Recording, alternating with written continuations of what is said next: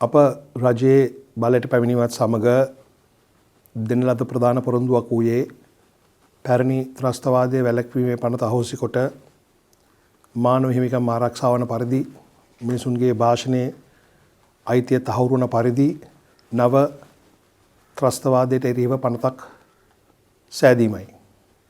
ඒ අනුව දැනට මාස කිහිපයකට පෙර ජනාධිපති නීතිඥ රියන්සි අර්ශකෝණරත්න මහතා ප්‍රමුඛ විද්වතුන් 17 දෙනෙක්ගෙන් සැදුම්ලත් කමිටුවක් පාලන නීතිය ඉවත් කර අලුතෙන්ම ත්‍රස්තවාදයේ සම්බන්ධයෙන් වූ පනතක් ගෙනීමට කටයුතු කරනු ලැබුවා. මේ වන විට එය භාෂා තුනෙන්ම සකස් කොට මා වෙත ඉදිරිපත් කරනු ලැබුවා. ඒ ඉදිරිපත් කරනු ලැබූ එම කෙටුම්පත් තුන මේ වන විට අධිකරණ අමාත්‍යාංශයේ නිල වෙබ් අඩවියට උඩුගත කරනු ලබ තිබෙනවා.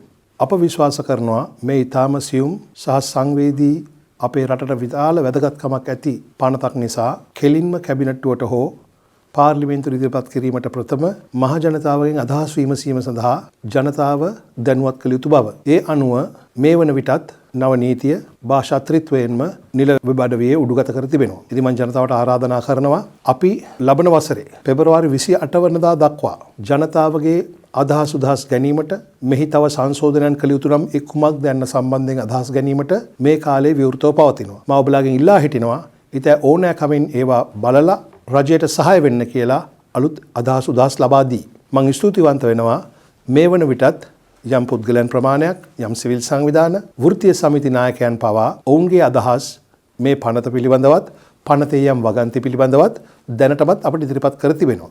ඒ සියල්ලම ඊටාම සාධනීය ලෙස සලකා බලනවා. පෙබරවාරි 28 පසු රියන්සි අර්ශකෝණරත්න ප්‍රමුඛ කමිටුව මගින්ම එම සියලුම සංශෝධනය සඳහා වූ යෝජනා සලකා බලමින් ඉතා සාධනීයව මෙම පනත වෙනස් කිරීමට අවශ්‍ය පියවර අපි ගනු ලබනවා. ඒ නිසා ඔබලාට මේ දකින්න තිබෙන්නේ අවසානාත්මක වූ පනතක් නොව නමුත් ජනතාවගේ අදහස් උදහස් සහ සංශෝධන යෝජනා ගැනීම සඳහා වූ කෙටුම්පතක් වශයෙන් තමයි ඔබ ඉදිරියේ තිබෙන්නේ. මේ කිසිදු දෙයක් අවසානාත්මක නැහැ. ඒ නිසා ඕනෑම කෙනෙකුට ඕනෑම සිවිල් සංවිධානයකට ඕනෑම වෘත්තීය සමිතියකට ඕනෑම පුද්ගල කණ්ඩායමකට හෝ තනි පුද්ගලයෙකුට මෙහි අදහස් දක්වන්න හැකියාව තිබෙනවා. ඒ වගේම අපි මේ සියල්ලම සාධනීයවගෙන ඒ වෙනස්කම් කිරීම සඳහා අර කමිටුවට අපි නැවත බාර දීමක් සිදු කරන ලබනවා. ඒ නිසා මම අවසන් වශයෙන් ඔබලාගේ ඉල්ලා හිටින්නේ මේ අවස්ථාව ප්‍රයෝජනටගෙන මේ සම්බන්ධයෙන් වූ සාධනීය අදහස් විවේචන අප වෙත ලබා දෙන ලෙසයි එය අධිකරණ අමාත්‍යාංශයේ ලේකම් වෙත යොමු කරන්නට පුළුවන්.